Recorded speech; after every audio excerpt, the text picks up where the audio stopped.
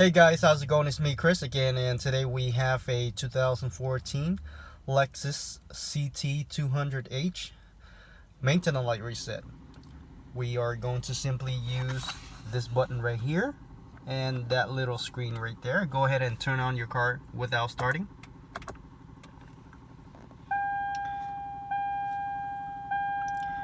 Okay, now you're gonna go ahead and go find trip A.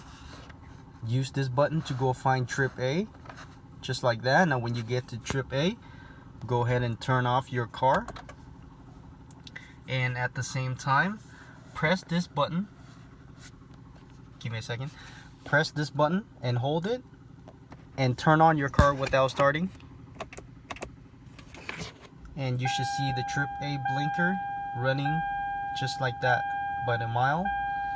And we are done, guys. Make sure you click that like. Thank you for watching. I'll see you next time. Bye bye.